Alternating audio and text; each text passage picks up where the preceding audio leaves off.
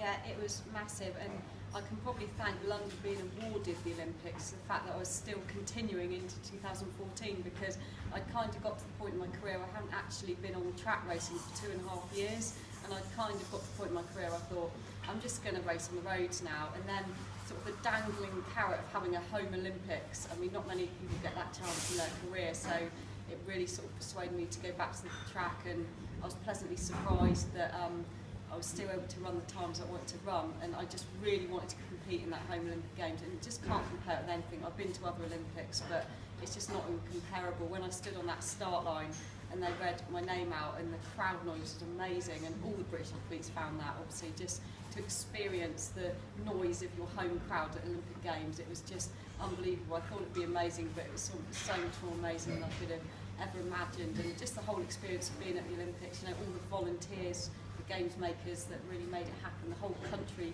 got behind it. It was a really good feel factor, and I was pleased enough with the results. Was it harder to prepare for on that? Because it did seem the last month there was a whole vibe of, you know, of enthusiasm, everybody's getting behind it. Did you feel that pressure, or how did the month building into the Olympics, what did you do? Did you go away, or did you stay Teddington, Exeter? Yeah, I mean, I haven't actually been on any training camps for 6 years. That's right. Yeah, only because, you know, my priority now has been a mum, so I don't go on training camps, but that was the only one I'd really had to go on, that you had to go to Portugal for about a week to 10 days before the games, and saying all the media pressure.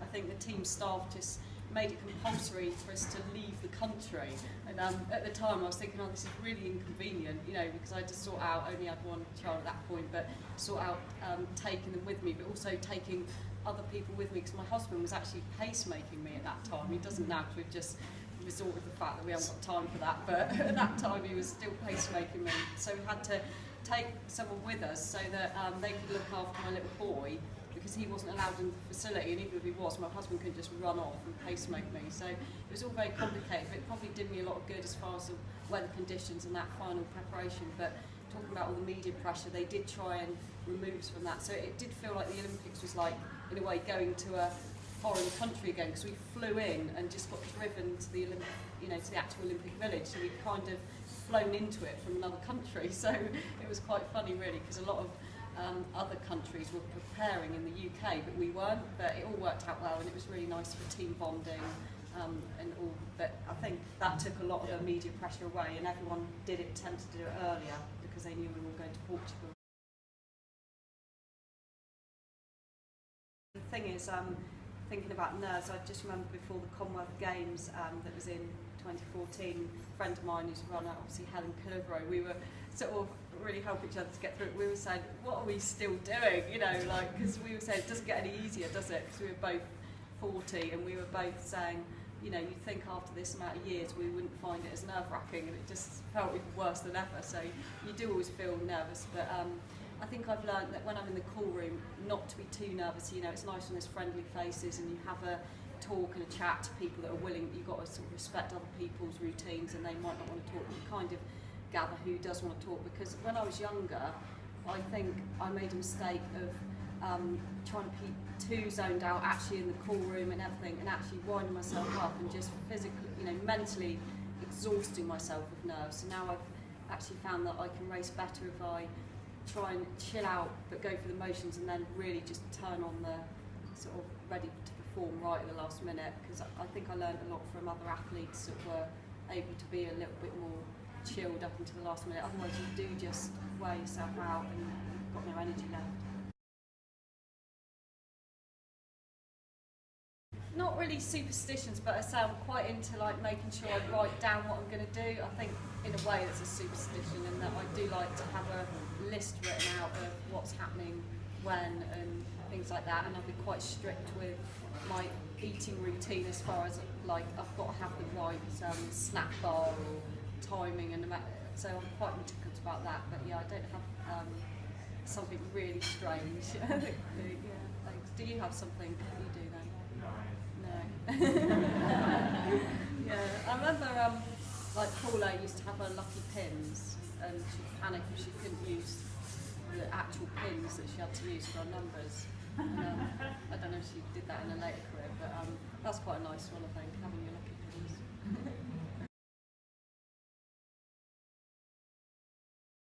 think if I'm injured, I would try and keep in the routine. I just think it's the type of training that's different. So when I was like really injured, when I totally tore my calf on a couple of occasions, so I couldn't even hop on the other leg, the good leg. I hopped, the impact, the shaking around was just so torn that like I remember one time I tore my calf in a race, and like, well, both times of that actually, I couldn't even really get to dinner. One time I was like crawling and someone lent me a pair of, I really damaged it, so I couldn't do a lot. So I just changed the focus of my training. So if I was training twice a day, I would go to the pool in the morning, do an aqua jog session, then in the evening I'd do a swim, or I'd go on the stationary bike. So I would just literally have a training routine. The only thing that's different is the training, and I think with whatever injury you've got, you find something you can do. I remember one time I could only do a bit of rowing because I'd injured my knee too much, so I couldn't really bend it, but I was just doing a bit, and it wasn't really that sensible. I had to be careful, it was hurting my back, but I was just thinking it was quite tiring. I was just trying to do anything, so I think you can find something you can do, and then also just be positive in life and do things that you might not have had time to do, like go out with friends or things like that. And with the actual injury itself, think of it as a puzzle to work out. I think I've had so many injuries over the years that I've always kind of worked out how to deal with a certain injury, and I think of it as a puzzle, like with the mechanics. Like I had a really bad pelvic injury once, and the physio was telling me to do loads of strengthening of the adductor muscles here and things like that, but I was actually finding that was making it worse, and I could work out that actually if I just did deep massage and then just did some gentle abdominals, and if that resurfaces again, I know exactly how to work out, and it's all about your own body and what works for you. So you just think about how you're going to work it out, because mechanically there's something that's caused it. I mean, obviously you could be doing too much mileage, but for me, I always seem to find that there's something mechanically going on that is causing it, so therefore I try and work it out and think of it as a puzzle to sort out as well.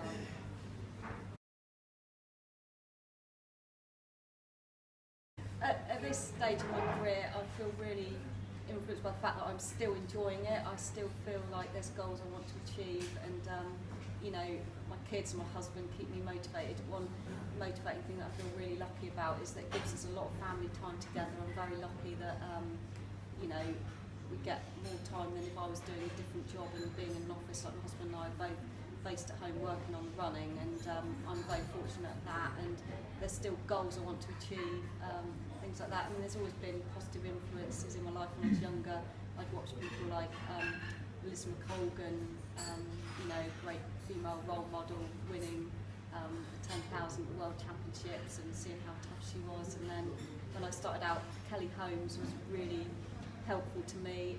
I was really nervous about meeting her, and then she put me at ease. And you know, I remember my first international, I was a reserve for the European Cup team, and I was told that I'd be sharing a room with Kelly Holmes, and I'd never met her before. And I was in this hotel room, and when the key went in the door and it was going to be Kelly Holmes, my heart was like pounding. And she came in, and she was really welcoming and has always supported me in my career. So there's been things like that. But yeah, lots of people have influenced me. Obviously I'm old enough to have watched like Co-Cram and Ovette era as well when I was a child, and that really motivated me, how well they were doing and things like that. And they continue to be good role models. And people have asked me, because I know you were chatting earlier about women in sport, and that's been a nice thing. At the end of 2014 I went to a lot of events where like the women's rugby team were all there, and the cricketers and footballers and that, and it was really exciting to see these role models coming through that didn't exist when I was younger. You know, all these different sports that women are doing well in. So yeah, I know you were talking about that side of things. That's really, really nice to see, definitely.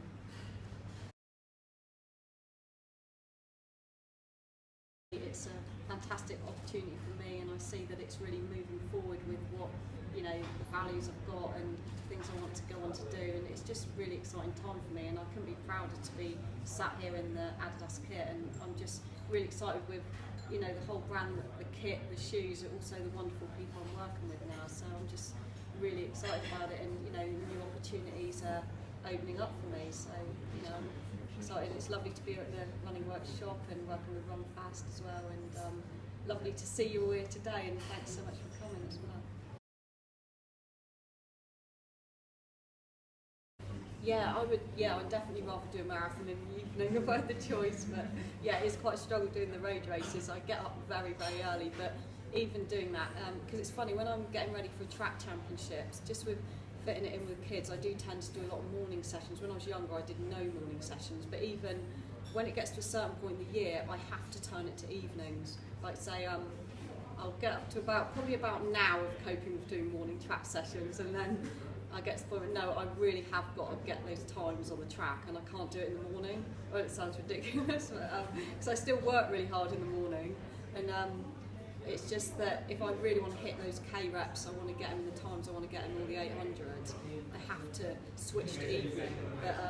But I still go to the track in the morning because I put in the volume, I try to the absolute limit on line on floor, but when I'm like really looking to get it where it's got to be, I have to factor it in the evening. But also that can become more difficult with availability of the track and things like that. Sometimes it's easier for me to fit it around the children if I go in the morning as well, because I don't really want to be at the track when they're going to bed and things like that. So, but I do get to the point where the evening. But I think it depends what sort of person you are. Some people like morning things. I mean, when I do a morning road race, I'll get up about 5 or 6 hours before it to make it equivalently later, and I'll deal with that. And I'm used to road races, but I've done a lot of road races, and I have to accept that they're in the morning. But even was it on Tuesday? I did a long run on the canal because I'd been in London all day and I couldn't run until the evening.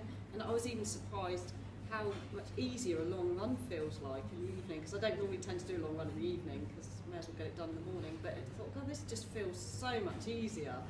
So yeah, definitely, I wish they'd do some evening. Maybe they should have a niche of somebody could set up a meeting, an event, and late marathons for people who like running in the evenings.